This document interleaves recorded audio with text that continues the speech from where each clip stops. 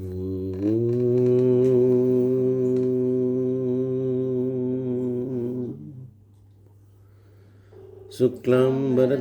విష్ణుం శశివర్ణం చతుర్భుజం ప్రసన్నవదనం ధ్యాయేత్ సర్వవిఘ్నోపశాంతయేత్. అగజానన పద్మార్కం గజాననమహర్నిశం అనేకదంతం భక్తానాం ఏకదంతముపాస్మహే. శాంతాకారం భుజగశయనం పద్మనాభం సురేశం విశ్వాకారం గగనసదృశం మేఘవర్ణం శుభాంగం లక్ష్మీకాంతం కమలనయనం యోగిహృద్యానగమ్యం వందే విష్ణుం భవభయహరం సర్వలోకైకనాథం. గురుర్బ్రహ్మ గురుర్విష్ణు గురుర్దేవో మహేశ్వరః గురుర్సాక్షాత్ పరం బ్రహ్మ తస్మై శ్రీ గురవే నమః. ఈ ప్రేరణకు కారణమైనటువంటి గురుదేవులు బ్రహ్మశ్రీ చాగంటి కోటేశ్వరరావు గారి పాదపద్మాలకు సభక్తిపూర్వకంగా నమస్కరిస్తున్నాను.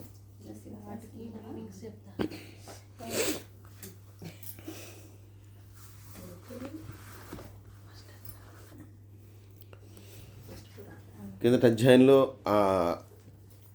సుదేవుని యొక్క కుమార్తె ఆమెకి ఏమైంది అనేటటువంటి దాని గురించి తెలియజేశారు. మళ్ళీ ఆవిడ ఎలా అయితే మళ్ళీ తాను చేసినటువంటి తప్పుల నుంచి ప్రాయశ్చిత్తం పొందిందో మాఘమాసం యొక్క పుణ్యఫలం వలన మళ్ళీ ఎలా అయితే మళ్ళీ ఉద్ధరించబడింది అనేటటువంటిది తెలియజేశారు.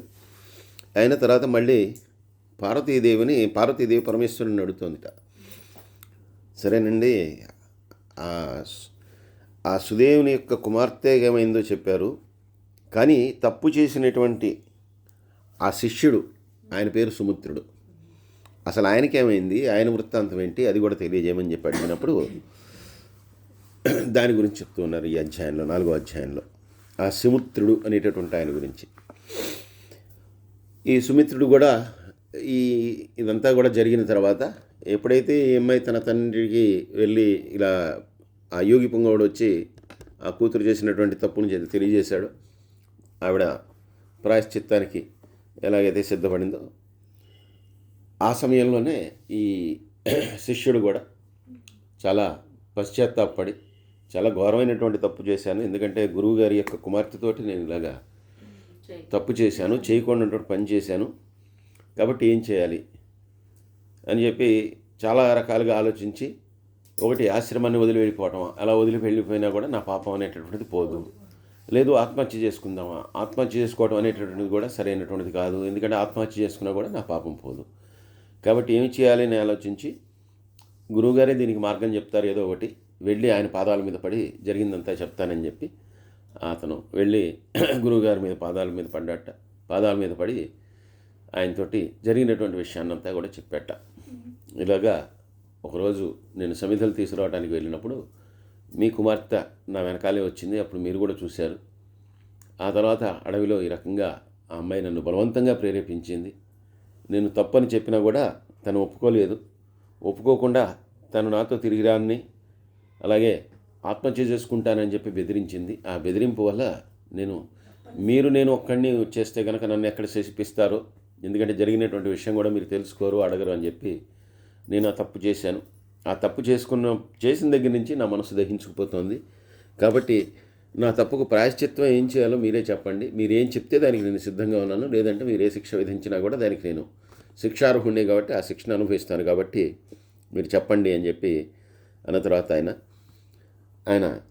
నాయన ఇదంతా కూడా ఈశ్వరాజ్ఞ, జరిగిన దానికి మనం ఏమీ చేయలేము, కాకపోతే జరిగిన దాన్ని మళ్ళీ ప్రాయశ్చిత్త రూపంలో మనం ఏదైనా దాన్ని చేసుకోవాలి, కాబట్టి నువ్వు ఒక పని చేయి, 12 సంవత్సరాలు గంగా తీరంలో నువ్వు తపస్సు చేసి ఆ ఈశ్వరుణ్ణి మెప్పించు, తప్పకుండా ఆయన నీ పాపాన్ని ప్రాయశ్చిత్తం చేస్తాడు, కాబట్టి నువ్వు ఆ పని చేయి అని చెప్పి అన్నట్ట.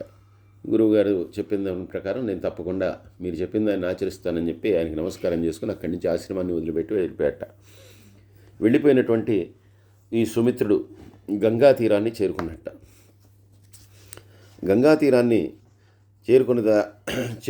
ఆ గంగా తీరాన్ని చేరుకునేటటువంటి సమయంలో ఒకనొక ఆశ్రమాన్ని చూశాట. ఆశ్రమాన్ని చూసినటువంటి వాడు అక్కడ అనేక మంది ఉన్నారు ఆ ఆశ్రమంలో. ఈయన కూడా అక్కడ కొంత విశ్రాంతి తీసుకుని మళ్ళీ తిరిగి తన ప్రయాణాన్ని సాగిద్దామని చెప్పి అనుకున్నటువంటి వాడే అక్కడ ఆగాట. ఆగిన తర్వాత వాళ్ళందరూ కూడా, అది మాఘమాసం కావడంతో వాళ్ళందరూ కూడా ఏదో పూజలు ఇవన్నీ కూడా చేస్తూ ఉన్నారు. చేస్తూ ఉంటే ఇతను కూడా వాళ్ళతో పాటే స్నానం చేసిన తర్వాత వాళ్ళు చేసేటటువంటి వ్రతాన్నంతా కూడా చూస్తూ ఉండి, ఆ వ్రతం అంతా పూర్తయిన తర్వాత వాళ్ళని అడిగట, మీరు చేస్తున్నటువంటి వ్రతం ఏంటి, దాని గురించి దయచేసి నాకు తెలియజేయండి. అలాగే నేను చాలా గొప్ప తప్పును చేశాను, భయంకరమైనటువంటి పాపాన్ని చేశాను. ఆ పాపానికి ప్రాయశ్చిత్తంగా నన్ను 12 సంవత్సరాలు తపస్సు చేయమని చెప్పారు. కాబట్టి ఆ తపస్సు చేయడానికి నేను వెళ్తున్నాను. ఇప్పుడు మీరు చేస్తున్నటువంటి వ్రతం ఏంటి, దీనివల్ల ఎటువంటి పుణ్యం కలుగుతుంది, అలాగే మీరు ఏ దైవాన్ని పూజిస్తున్నారు, ఇవన్నీ కూడా నాకు దయచేసి తెలియచేయండి, నాకు తెలుసుకోవాలని ఉంది అని చెప్పి అన్న తర్వాత వాళ్ళందరూ కూడా, ఇది మాఘమాసం కావటంతో మేమందరం కూడా మాఘమాసం యొక్క వ్రతం చేస్తున్నాము. ఈ మాఘమాసం యొక్క వ్రతము యొక్క మహత్యం ఏంటంటే, ఈ మాఘమాసంలో తప్పకుండా చేయవలసినటువంటిది నదీ స్నానము, అలాగే చేయవలసినటువంటిది పురాణ శ్రవణము, అలాగే శివకేశవారాధన, అవన్నీ చేస్తున్నాం. దీన్ని చేయటం వల్ల ఏమొస్తుందంటే, బ్రహ్మహత్యతో సమానమైనటువంటి పాపాన్ని చేసినటువంటి వాడు, అలాగే దురాచారుడు, అలాగే స్త్రీ సాంగత్యం చేసినటువంటి వాడు, అలాగే మాఘస్నానం చేయకుండా మానేసినటువంటి వాడు, వీళ్ళందరూ కూడా ఒకే రకమైనటువంటి పాపానికి అర్హులవుతారు.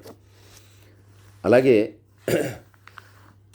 పరస్త్రీ సాంగత్యాన్ని కోరుకునేటటువంటి వాడు, దేవుని యొక్క ద్రవ్యాన్ని అపహరించినటువంటి వాడు, అలాగే మద్యపానలోలుడు, ఆడిన మాటను తప్పేటటువంటి వాడు, లేదంటే కనుక పెద్దల్ని దేవతల్ని వీళ్ళందరినీ కూడా బ్రాహ్మణుల్ని ద్వేషించేటటువంటి వాడు, దేవునికి నివేదన చేయకుండా అన్నాన్ని తినేటటువంటి వాడు, అలాగే పితృదేవతలకి పెట్టినటువంటి భోజనంలో శేషాన్నం తినకుండా ఉండేటటువంటి వాడు, ఆ శేషాన్నం తినకుండా ఉండేటటువంటి వాడు, అలాగే అసత్యాన్ని మాత్రమే మాట్లాడుతూ ఉండేటటువంటి వాడు, అపవిత్రుల యొక్క మాటల్ని వినేటటువంటి వాడు, పురాణ శ్రవణాన్ని వినకుండా ఉండేటటువంటి వాడు, వివాహాది శుభకార్యాలని పాడు చేసేటటువంటి వాడు, తల్లిదండ్రుల్ని ద్వేషించేటటువంటి వాడు, వీళ్ళందరూ కూడా పాపాత్ములే.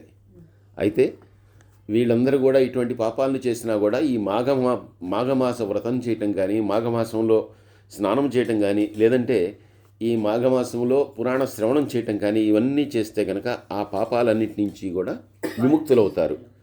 కాబట్టి మేమందరం కూడా చేసినటువంటి పాపాలని పోగొట్టుకోవటానికి పవిత్రమైనటువంటి ఈ మాఘమాసంలో ఇటువంటి వ్రతాన్ని చేస్తూ మేము ఆ విష్ణువుని ఆరాధిస్తూ ఉన్నాం. కాబట్టి మాఘమాసంలో తప్పకుండా ఆ స్నానం చేసి ఒక తులసీ దళాన్నైనా కూడా మాధవునికి సమర్పించినటువంటి వాడికి వ్రతం యొక్క ఫలమంతా దక్కుతుంది. అలాగే వాడు అశ్వమేధ యాగ ఫలంతో సమానమైనటువంటి ఫలితాన్ని పొందుతాడు. కాబట్టి ఈ రకంగా మేమందరం చేస్తున్నామయ్యా. ఇది మాకు తెలిసినటువంటి వరకు కొద్దిగా మాఘమాసం యొక్క ఫలితము, ఇంకా విశేషమైనటువంటి ఫలితాన్ని ఎంతో చెప్పారు.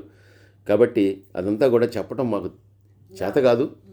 కాబట్టి మాకు తెలిసినంతవరకు మేము చెప్పాం.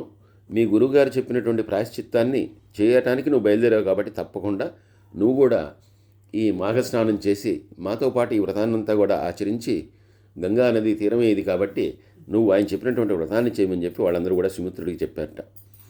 వెంటనే అప్పటికే మాఘమాసంలో చాలా వరకు అయిపోయిందిట, ఒక 3 రోజులు మాత్రమే మిగిలాయిట. కాబట్టి వాళ్ళు చెప్పినటువంటి రీతిలో ఆ మిగిలినటువంటి 3 రోజులు కూడా గంగా నదీ తీరంలో రోజు కూడా అతను స్నానం చేసి ప్రాయశ్చిత్తానికి అతను తపస్సును మొదలుపెట్టాట. అలా తపస్సును మొదలుపెట్టి ఇంద్రియాలన్నింటినీ కూడా అదుపులో ఉంచుకుని శీతోష్ణాలని అలాగే సుఖదుఖాలని అన్నింటినీ కూడా సహిస్తూ నిశ్చయమైనటువంటి ఒక మనస్సుతోటి ఆ శ్రీహరిని ధ్యానిస్తూ ఆ ప్రాంతంలోనే తపస్సు చేసుకుంటూ ఉన్నట్ట. ఇలా చేస్తూ ఉండగా 12 సంవత్సరాలు గడిచిపోయిన తర్వాత ఆ శ్రీహరి యొక్క అనుగ్రహ కృపా కటాక్షాల వలన ఇతనికి ఆ శ్రీహరి యొక్క దర్శనమై ఇతని యొక్క పాపం అంతా కూడా ప్రక్షాళనమైందిట. ఎందుకంటే పాపం అంతా ప్రక్షాళనమైన తర్వాతే ఆ శ్రీహరి యొక్క దర్శనం అవుతుంది. అలా దర్శనమైన తర్వాత ఇతను తన యొక్క పాపాలన్నింటినీ కూడా క్షమించమని ఆ పరమాత్మని ఆయన పాదాల మీద ఆశ్రయించగా, తప్పకుండా నీ పాపాలన్నీ కూడా నువ్వు చేసినటువంటి ప్రాయశ్చిత్తంతో పోయాయి కాబట్టి ఇక నీకు పాపాలు అనేటివి లేవు, నీకు మోక్షాన్ని ప్రసాదిస్తున్నాను అని చెప్పి ఆయనకి మోక్షాన్ని ఇచ్చట. కాబట్టి ఈ రకంగా ఆ స్త్రీ కూడా, అంటే సుదేవుడి యొక్క కుమార్తె కూడా ఆ పరమేశ్వరుడి యొక్క అనుగ్రహాన్ని పొందింది. అలాగే తప్పు చేసినటువంటి ఈ సువ్రతుడు కూడా చివరికి ప్రాయశ్చిత్తం చేసుకొని ఈ మాఘమాసం యొక్క ఫల ప్రాప్తి వలన అతను కూడా మోక్షాన్ని పొందాడు. కాబట్టి మాఘమాసానికి ఇంత విశిష్టత ఉంది. అంతేకాకుండా మాఘమాసంలో ఈ కథని విన్నటువంటి వాళ్ళకు కూడా వాళ్ళు ప్రాయశ్చిత్తం చేసుకోవటానికి ఎన్ని సంవత్సరాల తపస్సునైతే చేసుకుని పుణ్యాన్ని పొందాడో అటువంటి సమానమైనటువంటి పుణ్యాన్ని ఈ కథని చదువుకోవటం ద్వారా, వినటం ద్వారా ఈ మాఘమాసంలో వారు కూడా పొందుతారు అని చెప్పి సాక్షాత్తు పరమేశ్వరుడు ఆ పార్వతీదేవికి తెలియజేశాడట. ఈ రకంగా సువ్రతుని యొక్క కథనంతా కూడా ఈ 4వ అధ్యాయంలో తెలియజేశారు. సర్వే జనా సుఖినో భవంతు, సమస్తలోకా సుఖినో భవంతు. స్వస్తి.